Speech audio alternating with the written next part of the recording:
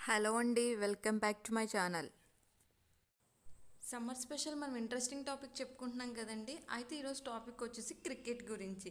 అసలు క్రికెట్కి ఆ నేమ్ ఎలా వచ్చింది, ఎక్కడ స్టార్ట్ అయింది, జెర్సీ నెంబర్స్ ఎవరు ఇస్తారు, జెర్సీ నెంబర్స్ ఎలా సెలెక్ట్ చేసుకుంటారు, ఆ నెంబర్ వెనక రీజన్ ఏంటి, ఐపీఎల్ ఎక్కడ స్టార్ట్ చేశారు, ఏ ఇయర్లో స్టార్ట్ చేశారు, అసలు ఐపీఎల్లో అవార్డ్స్ ఏంటి, ఇలాంటివన్నీ కూడా ఈ వీడియోలో చూద్దాము. ఫస్ట్ నుంచి లాస్ట్ వరకు స్కిప్ చేయకుండా చూడండి, చాలా ఇంట్రెస్టింగ్గా ఉంటుంది. క్రికెట్ మన దేశంలో ఏ ఆటకి లేని క్రేజ్ ఒక క్రికెట్కి ఉంది. మన నేషనల్ గేమ్ హాకీ అయినప్పటికీ క్రికెట్ మీదే ఎక్కువ క్రేజ్ ఉంటుంది.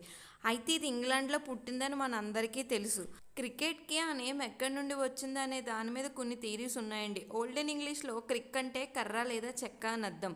డచ్ లాంగ్వేజ్లో కూడా క్రిక్ అంటే అదే మీనింగ్ వస్తుంది.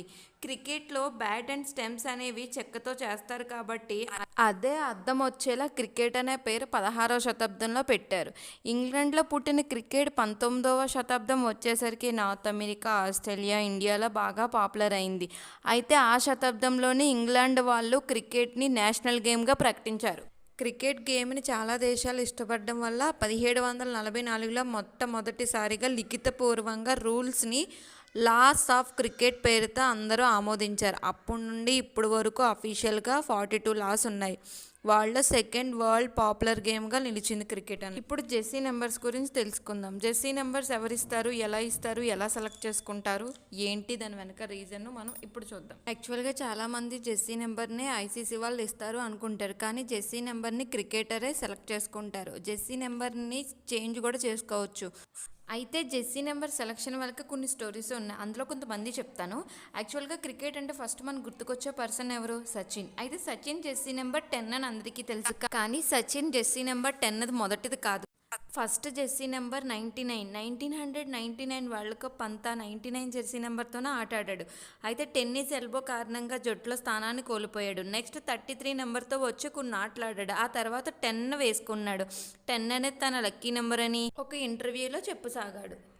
Next Virat Kohli jersey number 18 అని అందరికీ బాగా తెలుసు, కానీ దాని వెనక రీజన్ విరాట్ తన ఫాదర్ అంటే తనకి చాలా ఇష్టం. 18 డిసెంబర్ 2006 తన ఫాదర్ని కోల్పోయాడు. సో తన ఫాదర్ గుర్తుగా జెర్సీ నెంబర్ 18గా సెలెక్ట్ చేసుకున్నాడు. నెక్స్ట్ మన ధోని జెర్సీ నెంబర్ 7 అని అందరికీ తెలుసు.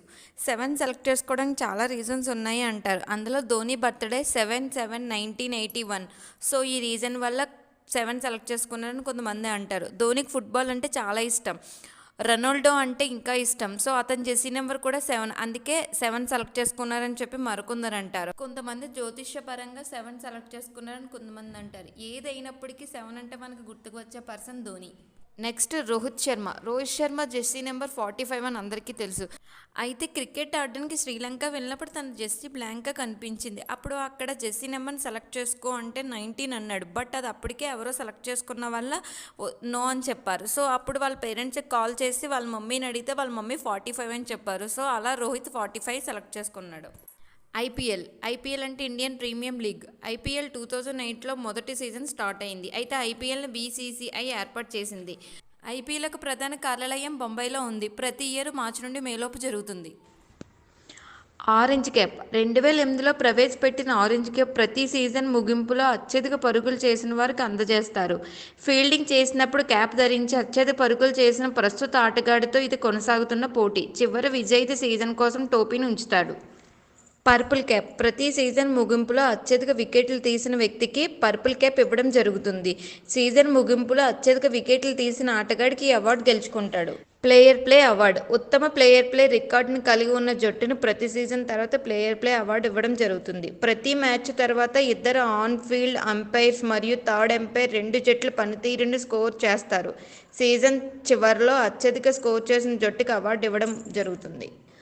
అత్యంత విలువైన ఆటగాడు 2012 సీజన్ వరకు మ్యాన్ ఆఫ్ ది టోర్నమెంట్గా పిలువబడే మోస్ట్ వాల్యుబుల్ ప్లేయర్ అవార్డు 2013లో ప్రవేశపెట్టిన రేటింగ్ సిస్టమ్ను ఉపయోగించి అందించబడుతుంది. 2023లో గిల్ అనే వ్యక్తి అవార్డు గెలుచుకున్నాడు.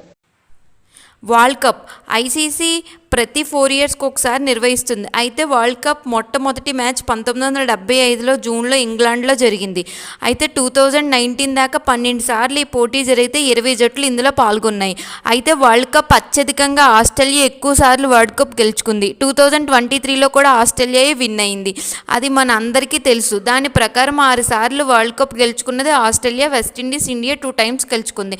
అయితే ఈ ఇయర్ ఐపీఎల్ ఎవరు గెలుస్తారనుకుంటున్నారో మీరు కామెంట్ చేయండి. మరిన్ని వీడియోస్ కోసం సబ్స్క్రైబ్. అయితే ఈ వీడియో మీ యొక్క ప్రతి క్రికెట్ ఫ్యాన్కి షేర్ చేయండి. Thanks for watching. నెక్స్ట్ మరొక వీడియోతో మళ్ళీ కలుద్దాం.